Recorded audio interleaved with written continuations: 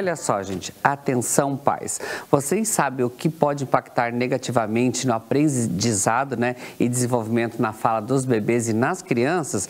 Vamos conferir agora esse bate-papo que a Nubia Auer, juntamente com a fonoaudióloga Débora Zarte, tem pra gente. Confira aí. E atenção, papai e mamãe, hoje o nosso assunto vai ser sobre os vilões das falas, principalmente nas crianças, quando está aquele processo de começar a falar alguma coisa, aquela dificuldade, aquela língua que não consegue desenvolver, enfim. E a nossa convidada dessa tarde é a fonoaudióloga Débora. Tudo bem? Boa tarde. Tudo bem, boa tarde. Então, quero que você fale pra gente, Débora, quais são os maiores vilões da fala nas crianças? Então, existem muitas formas da gente ter informações, E a gente criou esse jeito meio lúdico, falando dos vilões, criando esse encantamento, para conscientizar tanto as crianças e também divertir um pouco os pais que passam por essas situações no dia a dia aí, para deixar um pouco mais leve. Então, a gente chama de vilões da fala aqueles fatores externos ou internos da criança que vão atrapalhar, desviar ou até atrasar o desenvolvimento da fala das crianças. E esses vilões, eles estão muito relacionados a outras funções, da parte humana, que é a parte respiratória. Então, a gente criou as brincadeiras, Então, a gente chama de meleca catarroles, porque as crianças soltam meleca, as rinites, resfriados, tudo que deixa a criança com o nariz trancado, como a gente chama aqui na nossa região, ranhento, É bem esse termo mesmo, é pra gente se divertir e se conscientizar. Aí nós temos também o adenoide, que a gente chama o carne esponjosas, que antigamente chamava de carne esponjosa. Aí a gente tem aquele que a gente chama de amígdala da onça, que são as amígdalas, que é amiga da onça, Pode ajudar, mas também pode atrapalhar. Nós temos o chupa-cara, que são as chupetas e as mamadeiras, porque vão entortar o rosto da criança e vai custar bem caro. E a gente também o vilão teleinfantiloides, que são as telas. Então a gente criou esse jeito lúdico de trabalhar com as crianças e com os pais. E classificamos aí os 5 principais vilões da fala. E eu quero que você fale pra gente, mas como que é possível dizer que se trata de um atraso na fala até por esses vilões, algum desses fatores? Como que é identificada essa parte que vocês trabalham? Isso, então, existem marcos do desenvolvimento da fala.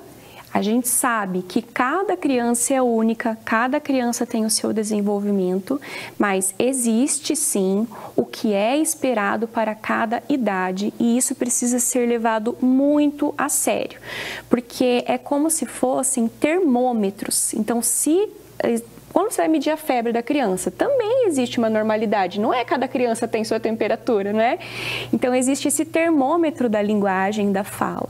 Então, uma criança, quando ela é bebê, ela tem que ser muito expressiva, ela tem que interagir, ela tem que olhar nos olhos, ela tem que fazer muito gesto, apontar já.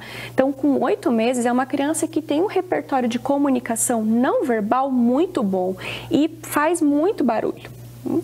Próximo de 1 ano, até 1 ano e 4 meses, ela vai falar as primeiras palavras, sim, que vão ser palavras do contexto dela. Papai é a palavra geralmente que sai primeiro. Gol, mamãe, mamá, papá, coisas do contexto dela e da sua necessidade primária. Com 2 anos, ela já vai estar com repertório aí de 300 a 500 palavras, dependendo dos fatores dela psicoemocionais e também de estimulação. Vai começar a formar frases. Com 3 anos e meio já vai ter aprendido quase todos os sons, conta histórias, narra coisas da escola. E com 4 anos e 11 meses para 5 anos, ela já vai estar com a fala igual a nossa. Lógico que não com o mesmo nível de experiências, mas ela vai conseguir articular corretamente. Então, quando que é considerado um atraso? Desde o bebê. Se o bebê não está desenvolvendo gestos, é considerado um atraso. Se ele tem 1 ano e 4 meses, não dá nem sinal que vai falar a primeira palavra, opa, está considerando um atraso. Então, a gente vai avaliando por etapas e por marcos do desenvolvimento.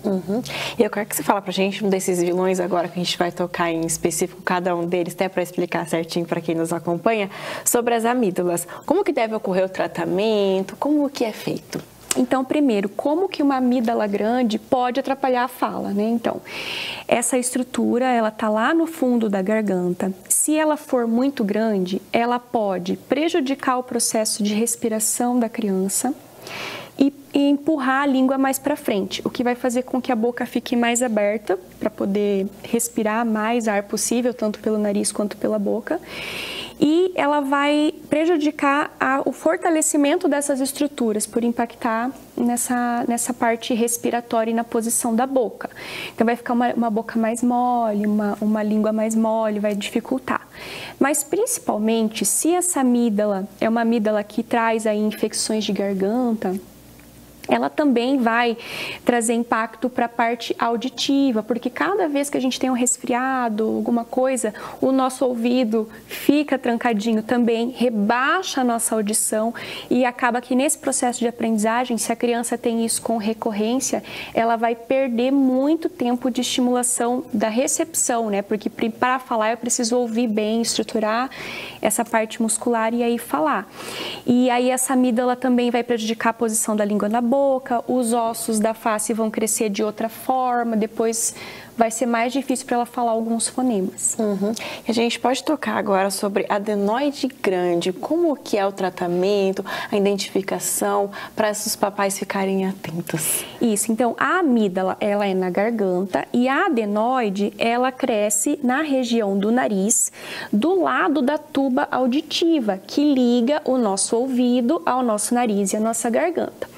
Então, quando a adenoide cresce ali, né, quando ela é uma estrutura aumentada, então ela impede a respiração correta da criança, em primeiro lugar, e vai trazer as consequências parecidas com a da amígdala grande. Então, a criança vai precisar ficar com a boca aberta, vai mudar toda essa estrutura, mas a adenoide, ela vai comprimir o canal da tuba auditiva e a criança, ela vai ficar com a sensação de ouvido tapado. Então, essa compressão ela vai evitar com que seja drenado a secreção do ouvido para a boca e seja expelido. Então, esse ouvido fica cheio de catarro também, de líquido, de secreção. E a criança ela vai aprendendo a se comunicar como se ela estivesse embaixo d'água. Porque o som ele passa por um caminho que vai estar cheio de líquido. Então, ela não vai ter a percepção correta. E aí essa criança ela vai começar a desenvolver outros comportamentos também. Ela pode ficar mais agitada, porque ela precisa prestar atenção mais ainda visualmente e motoramente. Isso altera até as questões assim de agitação motora. Tem que se concentrar muito mais para prestar atenção.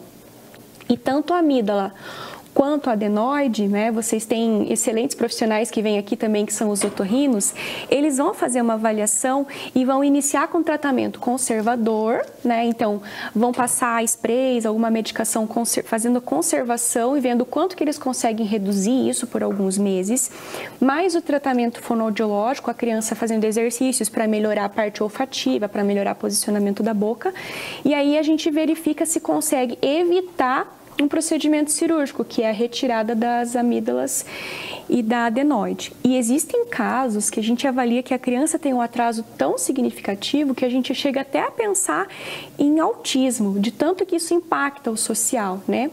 Lógico, é uma combinação de fatores, mas depois do procedimento, você verifica assim que a criança realmente não estava ouvindo nada e estava com uma qualidade respiratória péssima. Inclusive, dorme mal à noite, não tem o sono reparador, não entra no sono REM e não memoriza todo o aprendizado que ela teve de fala durante o dia, acabando gerando um atraso muito importante. E agora a gente vai tocar no assunto das ites, rinites, alergias, enfim, que nós adultos já sofremos bastante, então imagina as crianças também, ainda mais esse processo do desenvolvimento da fala, de aprender as coisas novas, como que pode ser esse tratamento, essa identificação? Isso, então assim, a criança está livre da adenoide, está livre da amígdala, está tudo certo, mas vive resfriada, vive com o nariz trancado. Isso também vai trazer uma consequência, porque também vai trancar mais a parte do ouvido, também vai prejudicar a respiração e a posição da língua, da bochecha, do lábio. Então vai trazer uma consequência. Então o ideal é você procurar um especialista, não ficar somente no atendimento com o pediatra, porque o pediatra ele tem ali a preocupação com aquele desenvolvimento global da criança, estuda todos os assuntos, mas o especialista, ele vai conseguir dar um direcionamento melhor para as ites e dar mais qualidade de vida para a criança. Então, você vai ter uma criança mais calma, uma criança mais concentrada, uma criança mais focada na aprendizagem como um todo e também desenvolvendo melhor a fala. Lembrando que as ites também podem ter relação com alterações alterações gástricas e digestivas. Então, muitas vezes uma criança que tem uma leve intolerância à lactose, alguma outra substância, tem desencadeado essas alergias por um outro fator. Então, às vezes não adianta você ficar tirando água do balde furado, do barco furado. Você precisa ver onde está o furo. Então, às vezes, se a causa é de origem metabólica, gástrica, você tratando isso, você elimina as ites também. E agora a gente falar sobre as chupetas e as mamadeiras, que é um assunto também complicadinho, que também é um vilão da fala da criança, né? Do desenvolvimento da fala dela, né? Ah, mas é tão bonitinho, né? Sim, tu coloca lá, fica toda, né? Ah, mas meu Deus, isso dá um prejuízo. Então, assim, primeiro, se a criança coloca a chupeta na boca, ela vai perder uma fase importante, a chupeta, né? Importante, que é a fase oral. A fase oral é aquela fase que a criança coloca tudo na boca. Por que essa fase é importante?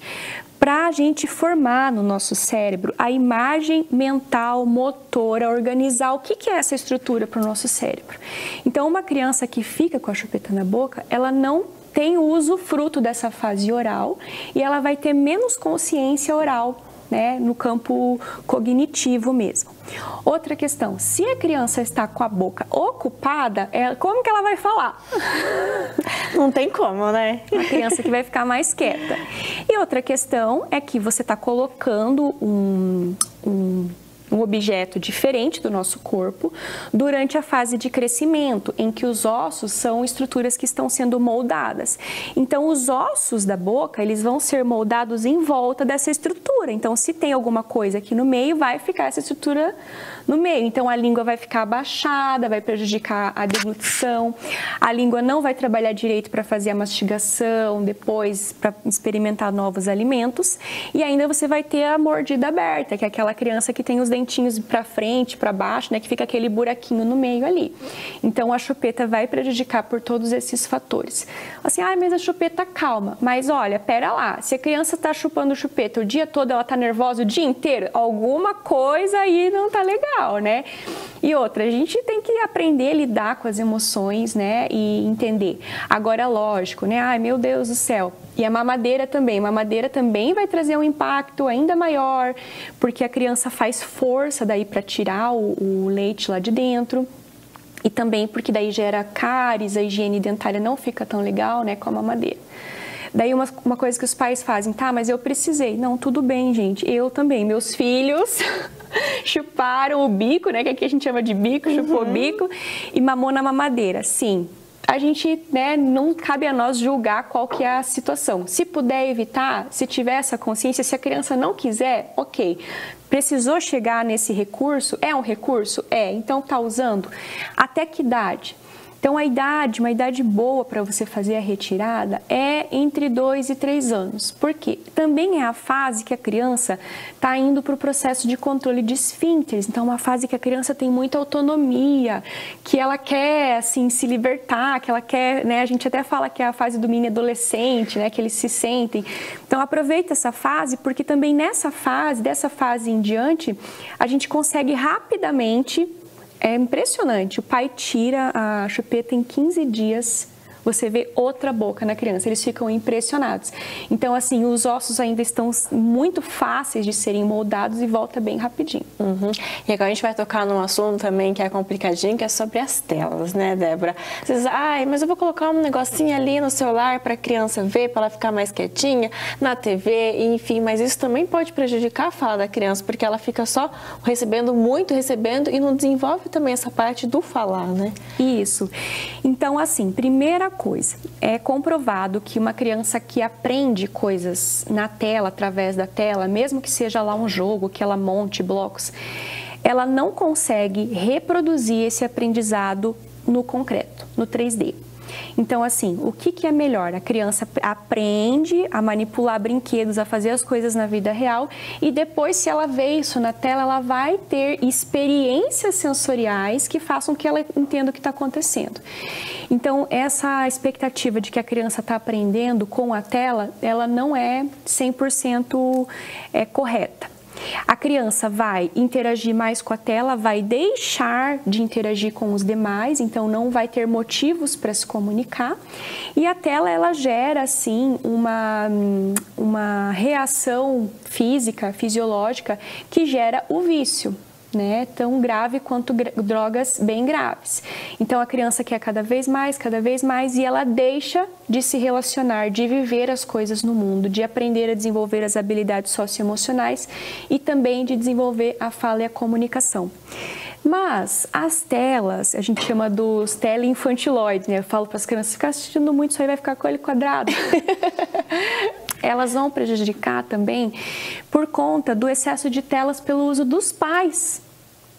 Então, assim, quando nós éramos criança, a gente assistia TV lá, né? Então, todo mundo sentava, assistia o mesmo programa e aí já rolava uma conversa, uma discussão, então tinha conversa sobre o assunto, né? Hoje, o que a gente percebe? Os pais muito no celular, você entra ali no Instagram, você vai ver uma coisinha, quando você vê, você tá ali 1 hora, 2 horas, e aí acaba que a gente deixa de interagir, deixa de estimular, deixa de estar com a criança fazendo brincadeiras, né? Criando brincadeiras, brincando de gatomia, de esconde-esconde, montar barraquinha, 5 Marias, né? Até envolvendo as crianças nas tarefas da casa, tudo isso é muito ponto de estimulação. Então, tanto as crianças têm que cuidar desse uso das telas, quanto os pais.